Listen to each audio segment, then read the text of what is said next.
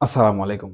৫ই আগস্টের পর থেকে সাধারণত ছাত্র সমন্বয়ক বিষয়টি আমাদের সবার দৃষ্টি আকর্ষণ করছে।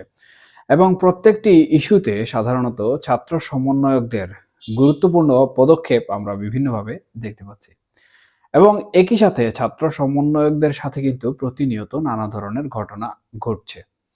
তবে প্রেক্ষাপট অনুযায়ী ৫ই আগস্টের পরবর্তী সময়ে ছাত্র সমন্বয়করা যেরকম দাপুটে অবস্থায় বাংলাদেশে অবস্থান করছিলেন, যত দিন যাচ্ছে তত মনে হচ্ছে যেন তাদের দাপট কমে যাচ্ছে। এমনকি তাদের যে গ্রহণযোগ্যতা রয়েছে, সেই গ্রহণযোগ্যতাটাও কিন্তু কিছু ক্ষেত্রে তারা হারিয়ে ফেলছেন। বিভিন্ন জায়গায় বিভিন্ন ধরনের বিচ্ছিন্ন ঘটনা ঘটছে। ৫ই আগস্টের পর থেকে যখন রাজনৈতিক দলগুলো মাথাচাড়া দিতে শুরু করলো এবং ছাত্র জনতা নামক যে একটি বিষয় ছিল, সেটি যখন ছাত্র আলাদা হয়ে গেল এবং জনতা হিসাবে সাধারণত এখানে যে সকল রাজনৈতিক দলসমূহের অবস্থান ছিল এবং তারা তাদের নির্দিষ্ট রাজনৈতিক দলসমূহে বিচরণ করা শুরু করলেন, তখন থেকেই কিন্তু ছাত্র সমন্বয়করা সংখ্যায় যেরকম কমতে শুরু করলেন, ঠিক একইভাবে তাদের সহযোদ্ধা বা তাদের সাথে মাঠে নামার সংখ্যাও কিন্তু দিন, দিন কমতে শুরু করল। তবে আমি এই বিষয়ে যাচ্ছি না। আমি আজকে যে বিষয়টি লক্ষ্য করলাম সামাজিক যোগাযোগ মাধ্যম থেকে শুরু করে বিভিন্ন গণমাধ্যমে, সেটি হচ্ছে সমন্বয়ক হাসনাত আব্দুল্লাহ নিয়ে কিন্তু বেশ আলোচনা এবং সমালোচনা চলছে। এবং এই সমালোচনার প্রেক্ষিতে সাধারণত বিগত দিনগুলোতে সমন্বয়কদের ভূমিকা, বর্তমান দিনগুলোতে সমন্বয়কদের ভূমিকা নিয়েও কিন্তু নানা ধরনের তুলনা হচ্ছে। এবং এরই ধারাবাহিকতায় সাধারণত সাধারণ জনগণ যারা রয়েছেন বা বিভিন্ন রাজনীতির মতাদর্শে বিশ্বাসী যারা জনগোষ্ঠী রয়েছেন, তারা কিন্তু একটি প্রশ্ন ছুড়ে দিচ্ছেন সবার সামনে। সেটি হচ্ছে সমন্বয়কদের পরিণতি অদূর ভবিষ্যতে আসলে কি হবে? এখানে এই প্রশ্নটি ওঠার পেছনে সবথেকে বেশি গুরুত্বপূর্ণ যে প্রেক্ষাপট রয়েছে, সেটি হচ্ছে রাজনৈতিক দলগুলোর সাথে বিরোধ। এবং আমরা দেখতে পাচ্ছি আওয়ামী লীগ কিন্তু বর্তমানে মাঠ রাজনীতিতে নেই, অথবা বলা যায় যে ৫ই আগস্টের পর থেকে আওয়ামী লীগ অনেকটাই নির্বাসিত অবস্থায় রয়েছে বাংলাদেশের রাজনীতি থেকে। এবং আমি যদি বলি যে ৫ই আগস্ট পরবর্তী আওয়ামী লীগের সাথে বৈষম্য বিরোধী ছাত্র আন্দোলন এবং ছাত্র সমন্বয়ক যারা রয়েছেন, তাদের সম্পর্ক কিন্তু অনেকটা দা কুমড়ো সম্পর্কের মতো। সুতরাং আওয়ামী লীগের সাথে বা আওয়ামী লীগ নিয়ে সমন্বয়কদের সাথে আমি কোনো কথা এখানে বলব না। সাধারণত আওয়ামী লীগ ছাড়া আরেকটি বড় রাজনৈতিক দল রয়েছে বাংলাদেশে, সেটি হচ্ছে জাতীয়তাবাদী দল বিএনপি। এবং লক্ষ্য করলে দেখতে পাবেন যে ৫ই আগস্টের পর থেকে কিন্তু বিভিন্ন ইস্যু ভিত্তিক, এমনকি সংস্কার থেকে শুরু করে দেশ পরিচালনার ক্ষেত্রেও কিন্তু এই বৃহৎ রাজনৈতিক দল বিএনপির শীর্ষস্থানীয় নেতৃবৃন্দ থেকে শুরু করে তৃণমূল পর্যায়ের নেতৃবৃন্দরাও কিন্তু সমন্বয়কদের সাথে নানা ধরনের বিরোধী আচরণে লিপ্ত হচ্ছেন। এবং শুধু যে বিএনপির নেতাকর্মীরা এই কাজটি করছেন তা কিন্তু নয়, বরঞ্চ বিএনপির বিভিন্ন কার্যকলাপ বা প্রস্তাবনাতেও কিন্তু বিরোধাচার করছেন এই সমন্বয়করা।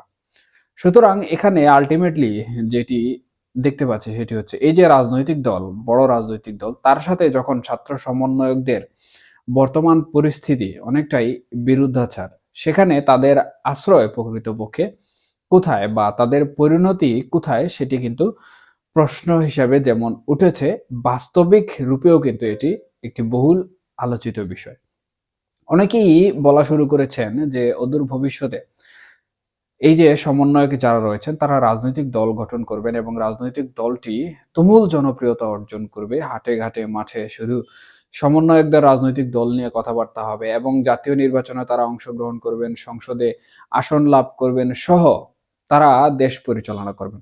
প্রকৃতপক্ষে বাংলাদেশের রাজনীতির ইতিহাস যদি আমরা লক্ষ্য করি বা বাংলাদেশের রাজনীতির যে প্রেক্ষাপট রয়েছে সেটি যদি আমরা লক্ষ্য করি, তাহলে একটি নতুন রাজনৈতিক দলের আবির্ভাব হওয়া এবং তরুণ প্রজন্ম দিয়ে সেই রাজনীতি পরিচালনা করা, রাজনৈতিক সংগঠনটি পরিচালনা করে যে রাষ্ট্রযন্ত্র পরিচালনা করা বা জাতীয় সংসদে গিয়ে বিপুল ভোটে সংসদে আসন লাভ করে সরকার গঠন করা কিন্তু কোনোভাবেই সম্ভব হবে বলে আমি মনে করছি না। এবং রাজনৈতিক দলগুলোর সাথে যেভাবে বিরোধের সৃষ্টি হচ্ছে এই সমন্বয়কদের, সেই হিসাবেও কিন্তু তারা যে এই রাজনৈতিক পরিবেশে অদূর ভবিষ্যতে টিকে থাকতে পারবে, সেটিও কিন্তু অনেকটাই প্রশ্নের বিষয় হয়ে দাঁড়িয়েছে। কারণ বিএনপি বা জামাতে ইসলাম এবং অন্যান্য যে সকল রাজনৈতিক দল বহুকাল ধরে বাংলাদেশের রাজনীতির সাথে যুক্ত রয়েছে, তারা হুট করে উঠে আসা কোনো রাজনৈতিক দলকে কিন্তু ছাড় দিতে কোনোভাবেই প্রস্তুত হবে না। সেই হিসাবে এই সকল রাজনৈতিক দলগুলোর রাজনৈতিক মারপ্যাচের মধ্যে পড়ে সমন্বয়কদের রাজনৈতিক দলও কিন্তু অনেকটাই গুটিয়ে যাবে। সেই হিসাবে সমন্বয়কদের পরিণতি কি হবে? এটি কিন্তু আরেকটি বড় প্রশ্ন হয়ে দাঁড়িয়ে যাচ্ছে। আমার কাছে মোট সমন্বয়কদের পরিণতি কি হবে? এই বিষয়ে অনেকগুলো প্রশ্ন এসে দাঁড়িয়েছে। দেখুন, সমন্বয়কদের সাথে আওয়ামী লীগের যেরকম বিরুদ্ধাচার হচ্ছে, সমন্বয়কদের সাথে কিন্তু একইভাবে বিএনপিরও কিন্তু বিরোধী মনোভাব সৃষ্টি হচ্ছে। তার উপর অন্তর্বর্তীকালীন সরকার অর্থাৎ এই যে বৈষম্য বিরোধী ছাত্র আন্দোলন ছাত্র সমন্বয়ক কর্তৃক এই যে অন্তর্বর্তীকালীন সরকার গঠন করা হলো, সেই অন্তর্বর্তীকালীন সরকারও কিন্তু বিভিন্ন দিক থেকে যেমন হিমশিম খাচ্ছে জনগণকে সেবা দিতে। জনগণ যেমন তাদের উপর অনেকটাই নাভিশ্বাস তুলে ফেলছেন।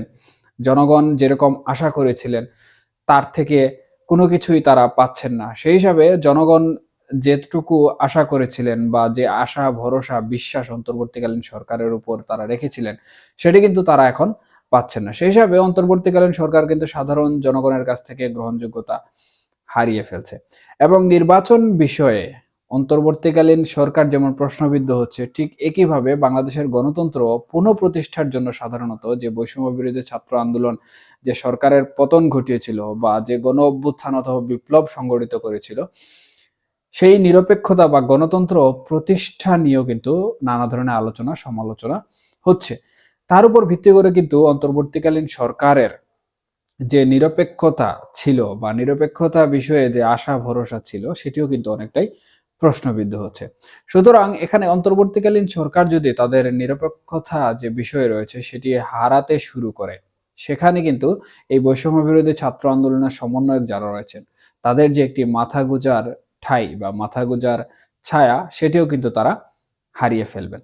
এবং একসময় অন্তর্বর্তীকালীন সরকার হয়তো থাকবে না এবং তাদের রাজনৈতিক যে দল রয়েছে সেটিও বাংলাদেশের প্রেক্ষাপটে আমি পূর্বেই বর্ণনা করেছি যে এতদূর পর্যন্ত অগ্রসর হবে না যে প্রত্যেকটা সমন্বয়ক ধারাবাহিকভাবে বাংলাদেশের সুস্পষ্টভাবে বলিষ্ঠ নেতৃত্ব নিয়ে গড়ে উঠবেন। এবং বাংলাদেশ আওয়ামী লীগের রাজনীতিতে ফিরে আসার সম্ভাবনা এবং বাংলাদেশ আওয়ামী লীগের নির্বাচনে অংশগ্রহণের যে পরিবেশ বা প্রেক্ষাপট তৈরি করা নিয়ে আমরা বিভিন্ন ধরনের আলোচনা, সমালোচনা এবং বিশ্লেষণ দেখতে পাচ্ছি। তাতে আওয়ামী লীগ যদি রাজনীতিতে ফিরে আসে এবং নির্বাচনে অংশগ্রহণ করে, সেই হিসেবে কিন্তু ছাত্র সমন্বয়কদের সাথে যে বিরোধ বর্তমানে আমরা অনলাইনে দেখতে পাচ্ছি, সেই বিরোধ কিন্তু পরবর্তীতে মাঠ পর্যায়ে চলে আসবে এবং প্রত্যেকটি রাজনৈতিক দলের সাথে যদি এভাবে সমন্বয়কদের বিরোধ সৃষ্টি হয়ে যায়, তাহলে তাদের পরিণতি প্রকৃতপক্ষে অত্যন্ত করুণ হবে এবং তারা সেফ এক্সিট নিবেন কি না বা দেশে থেকে রাজনীতি করবেন কি না সেটি তাদের রাজনৈতিক প্রজ্ঞা, মেধা এবং রাজনৈতিক দলের যে বিচক্ষণ দৃষ্টি রয়েছে সেই বিচক্ষণ দৃষ্টির উপর নির্ভর করে। তবে অল্প সময়ে রাজনৈতিকভাবে দূরদৃষ্টি এবং পারদর্শিতা অর্জন করা একটি নতুন রাজনৈতিক দলের জন্য কোনোভাবেই সম্ভব নয়। এবং আরেকটি যে বিষয় রয়েছে সেটি হচ্ছে সমন্বয়কদের মধ্যে বর্তমানে বিভিন্ন পদপদবি এবং অন্যান্য বিষয় নিয়ে যে ধরনের আত্মঘাতী, নিজেদের মধ্যে সংঘর্ষ, মারপিট ইত্যাদি আমরা লক্ষ্য করছি, সেই বিষয়গুলো কিন্তু সমন্বয়কদের জন্য অদূর ভবিষ্যতে কাল হয়ে দাঁড়াবে এবং তাদের কেন্দ্রীয় কার্যালয় থেকে শুরু করে তারা যেখানেই সভা সমাবেশ করছে, যেখানেই যাচ্ছে, সেখানেই আমরা কিন্তু প্রতিনিয়ত দেখতে পাচ্ছি যে কোনো না কোনো গোলযোগ অথবা ঝামেলা হয়েই যাচ্ছে। সুতরাং তাদের নিজেদের মধ্যেই কিন্তু ঐক্যবদ্ধতার ফাটল রয়েছে। সেই হিসাবে সমন্বয়করা অদূর ভবিষ্যতে আসলে এই দেশে থেকে রাজনীতি করাটা বা এই দেশের প্রেক্ষাপটে এই দেশে অবস্থান করাটাও কিন্তু তাদের জন্য অনেকটা ঝুঁকিপূর্ণ না হলেও আমি মনে করি যে বাংলাদেশের রাজনীতির যে প্রতিহিংসার প্রেক্ষাপট রয়েছে সেই প্রতিহিংসার তারা শিকার হবেন। সুতরাং তাদের পরিণতি কি হবে এই বিষয়ে যে প্রশ্নটি উঠেছে এটি সাধারণত আমি বিশ্লেষণ করার চেষ্টা করেছি এবং আগামী নির্বাচন তাদের রাজনৈতিক দল এবং তাদের যে ঐক্যবদ্ধতা রয়েছে সেই ঐক্যবদ্ধতার উপর ভিত্তি করেই কিন্তু অনেকটা সমন্বয়কদের ভবিষ্যৎ পরিণতি নির্ভরশীল।